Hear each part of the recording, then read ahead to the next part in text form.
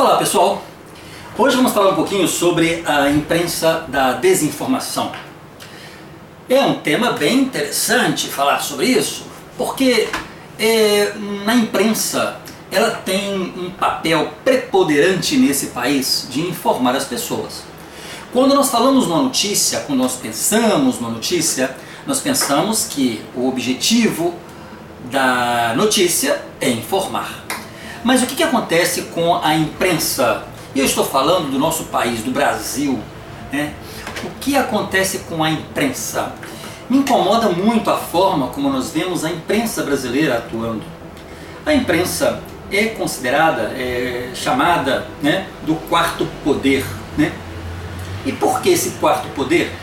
Porque a empresa tem essa função, esse objetivo de levar os acontecimentos às pessoas, de ajudar as pessoas a se orientarem nessa vida, a entender os fatos como estão acontecendo, a se posicionar inclusive em momentos em que geram muitas dúvidas aos posicionamentos de celebridades, de políticos, de governantes de uma forma geral, de pessoas que exercem mandos, né, que exercem cargos, né, de decisões. Então a imprensa tem esse objetivo fundamental de orientar as pessoas. E o que ocorre, o que me incomoda, né, na posição da imprensa, dos jornalistas de uma forma geral? Se nós observarmos bem como que um jornalista atua, eu ironicamente digo que o jornalista, para ser um jornalista, ele tem que gostar, antes de tudo, da fofoca, né? Parece irônico, mas porque não é o ponto negativo da fofoca o que eu me refiro, mas eu me refiro ao momento em que quando a pessoa está interessada em saber algo, está buscando, está investigando, e isso é uma característica, né? Quando uma pessoa que é fofoqueira, ela quer propagar uma mentira, ela quer propagar algum acontecimento, então ela começa a esmiuçar, a perguntar, a investigar, a construir construções que provoquem, né, a resposta, né? E isso é uma característica do fofoqueiro. A imprensa, ela atua da mesma forma, né? Nós podemos pensar, por exemplo, que as empresas jornalísticas, elas têm consigo seus jornalistas e que se prepararam para tal, e muitos donos de jornais acreditam que por controlar o jornal, ele vai controlar a consciência do povo. Ora, eu acho um pouco bruto, né, a forma como muitas vezes um jornalista ele busca a notícia. Ele deve fazer? Claro que ele deve fazer, isso é inerente à sua profissão. Mas o que ocorre é que, por exemplo, muitas vezes um jornalista ele esquece completamente na sua função, ele esquece completamente de valores como ética. Aliás, ética é uma palavrinha que todo jornalista odeia. Tenta um dia provocar um jornalista, né, a falar e a comentar sobre a ética na sua função e você vê que ele vai sair pela tangente. Um jornalista não gosta de falar sobre ética, né? Mas voltando ao assunto, nós temos, por exemplo, comentários de alguns jornalistas e que por trás daquela pesquisa em que ele faz ou por trás daquela notícia que ele vai revelar, existe toda uma tendência, existe toda um fator ideológico, né, uma motivação que faz com que ele induza a pessoa que está ouvindo a notícia certo comportamento. O que eu acho que é errôneo, porque se a função da notícia é informar, a pessoa que transmite essa notícia, ela deve dar ao ouvinte a oportunidade de também refletir, raciocinar e tirar as suas próprias conclusões. Agora, por exemplo, quando o jornalista ele transmite a notícia e o tom da sua voz, a forma como ele posiciona o rosto, os risos de lado que ele faz, a ironia demonstrada no uso de certos jargões, isso tudo conduz a pessoa que está ouvindo, né, o mais leigo, a ter a sua interpretação e às vezes até de forma indutiva, né, influenciada por aquele jornalista, o que entra a falta de ética. Por quê? Porque se eu sou um jornalista e eu tenho as minhas motivações, eu não tenho que pensar que você deva ter as mesmas motivações que eu tenho, né? Então é mais ou menos assim. Quando um jornalista, ele quer dar um furo de notícia, muitas vezes, por ser o primeiro a dar aquela notícia, ele acaba vendendo a sua alma ao diabo. Então o que ocorre? Vamos pensar, por exemplo, num jornalista muito conhecido hoje, da Globo News, da CBN. CBN ele trabalha, me parece que para os dois, é o Sardenberg. Ele, por exemplo, vai dar uma notícia, por exemplo, ele vai falar sobre uma visita do presidente da República aos Estados Unidos, por exemplo. E aí, naquele momento em que ele dá a notícia, ele expressa, por exemplo, da seguinte forma: o presidente do Brasil visitou os Estados Unidos e parece que ele está encantado com os Estados Unidos, né? Eu não sei se ele está realmente encantado com os Estados Unidos, né? Ou seja, quando ele dá a notícia sobre a visita, ele não só menciona que o presidente visitou os Estados Unidos, mas ele faz questão de, ironicamente, acrescentar algumas palavras de ironia, né? Dizendo que o presidente está super ou hiper encantado com os Estados Unidos, que está deslumbrado com os Estados Unidos, que está, sabe, como se aquilo fosse um desmerecimento, né, de uma reação que uma pessoa tem com o país. A maioria das pessoas que visitam os Estados Unidos, aqui do Brasil, a maioria dos brasileiros, e não sejamos hipócritas, a maioria dos brasileiros que visitam os Estados Unidos chegam lá encantados mesmo, porque é um país de primeiro mundo, um país desenvolvido, e muitos saem daqui para fazer suas compras lá nos Estados Unidos. Então é muito natural, inclusive os próprios jornalistas, né? Eles podem falar o que for e fazerem a crítica que for, mas eles fazem isso, né? O jornalista, por exemplo, o Sardenberg, por exemplo, ele poderia falar de imigrantes, né? E fazendo uma crítica ao comentário que o Eduardo Bolsonaro disse sobre os brasileiros que chegam como imigrantes ilegais aos Estados Unidos, e ele não concorda com o que o Eduardo Bolsonaro fala, que é lamentável a forma como alguns brasileiros chegam aos Estados Unidos de forma ilegal. E ele fala que não, que isso é errado, porque todo imigrante, quando chega aos Estados Unidos, chega com uma intenção de buscar uma vida melhor, porque não está vivendo bem no seu país, então quer melhorar de vida. Mas não é bem assim.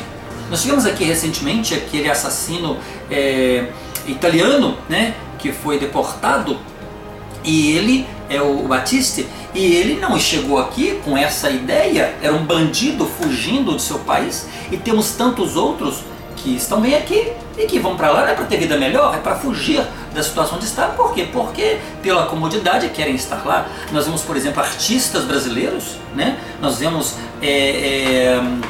pessoas que têm uma vida excepcional aqui no Brasil e, no entanto, estão vivendo nos Estados Unidos.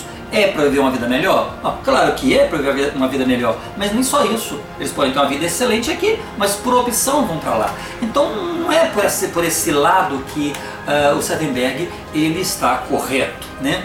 Mas voltando ao jornalismo, né, à imprensa, né, muitas vezes o jornalista ele acredita que por acumular um excesso de dados, né, de informações, ele começa a vomitar aquelas informações, se sentindo os donos da verdade, né? Ou os donos da notícia.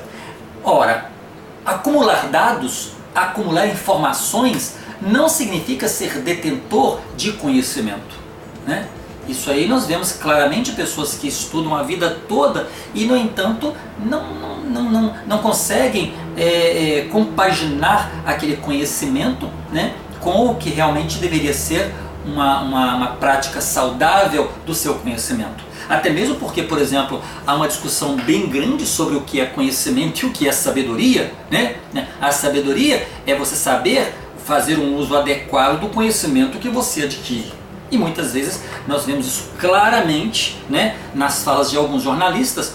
Ele desvia da função de informar e fala, né, como detentor, como conhecedor e como proprietário de uma verdade absoluta, né? Muitas vezes ele chega a ironizar comportamentos, chega a ironizar opiniões, chega a ironizar situações. Por quê? Porque eles trazem para si uma opinião muito pessoal, fundamentada em ideologias ou em motivações, e que tem uma certa tendência a desestabilizar um governo, por exemplo, ou desestabilizar uma situação, desestabilizar uma administração de uma instituição, ela passa a ser um proselitismo vazio, né? Para falar a verdade, essa imprensa brasileira, né, passa a ser proselitistas vazios, né?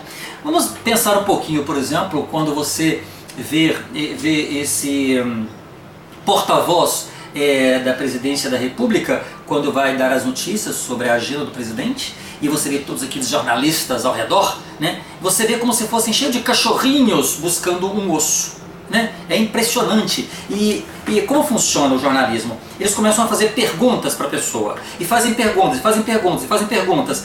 E o problema todo é que quando você responde o que eles estão perguntando, eles pegam aquela resposta que você deu e eles pegam e desenvolvem a sua teoria sobre aquela resposta que você deu, porque eles querem ser o primeiro a dar a notícia, eles querem dar o furo da notícia. Então eles pegam aquela informação, pode ser mínima que seja, e fazem ela ficar desse tamanho, porque eles começam a desenvolver aquela teoria da conspiração em relação àquela notícia que você deu. E se você não responde, também eles vão criar a sua teoria sobre o não falar aquilo que eles queriam ouvir, ou pelo menos aquilo que eles perguntaram. Então, de qualquer forma, a nossa imprensa brasileira atualmente, infelizmente, está totalmente sem crédito, porque se esqueceram que o povo, eles já estão acostumados a ser enganados por ideologias que não levaram a bons fins, né? E estão acostumados a ser enganados por notícias falhas, né, de uma imprensa totalmente adulterada, né? Nós sabemos disso, né? A nossa imprensa, ela é claramente adulterada, e nós estamos acostumados porque estamos vendo os fatos todos os dias, e nós sabemos quando a notícia ela vem pura e simplesmente para dar notícia, e quando ela vem dando notícia e por trás daquele fato ou daquele noticiário, eles estão pensando: azar das consequências, queremos dar notícia e o resto que exploda. Essa é a nossa imprensa brasileira, né?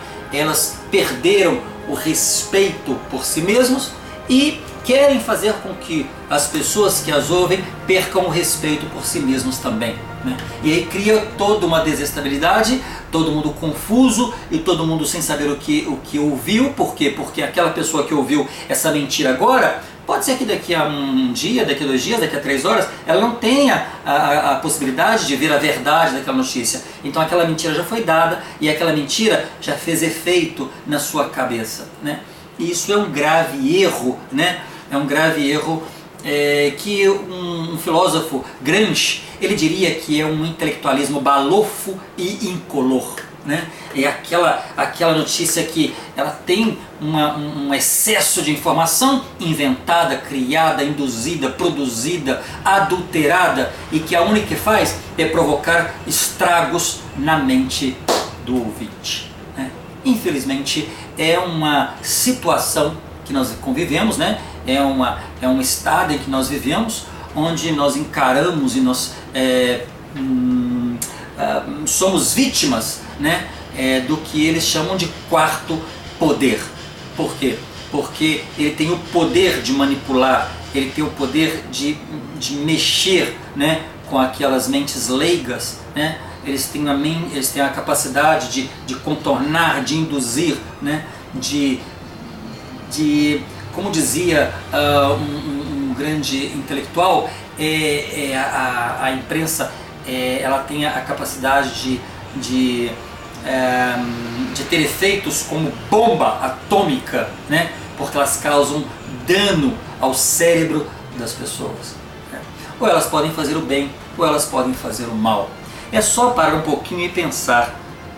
Muitas vezes a gente percebe nos noticiários, né, a insistência, né, a prática de celebrar as más notícias, né? Porque perceberam que as más notícias, elas mexem um pouco mais com as pessoas. Agora, para um pouco e pensa, se elas começassem a buscar o que há de melhor no mundo, o que está acontecendo, as inovações, que está acontecendo de novidades, né, no mundo, e elas começassem então a despertar essas notícias e a informar essas notícias, e talvez pudesse até inspirar aqueles que têm más intenções, né, aqueles que estão aí sendo escravos de violências e coisas negativas que estão acontecendo no Brasil e no mundo. Quem sabe elas começassem a inspirar, né, essas pessoas. Agora, recentemente, nós soubemos de um caso em que um estudante brasileiro foi premiado internacionalmente, o primeiro prêmio em redação entre milhares de estudantes mundiais, e o jovem brasileiro formado na escola do Exército foi premiado como um brilhante em sua redação. E, no entanto, nem se comentou isso, né? Quantos estudantes no Brasil hoje, ouvindo essa mensagem tão nobre, tão bacana, né, poderiam ser inspirados, né? A gente ouve falar que o Brasil é um país totalmente deficiente, está sempre nos últimos lugares em redação, em interpretação de texto, né? A nossa educação durante todos esses anos foi violentada, né? Ela foi vilipendiada, ela foi destroçada, ela foi macetada, né? Para dizer coisa pior. E situações como essa é interessante ouvir, né? Saber que um estudante ele tem esse reconhecimento mundial, né?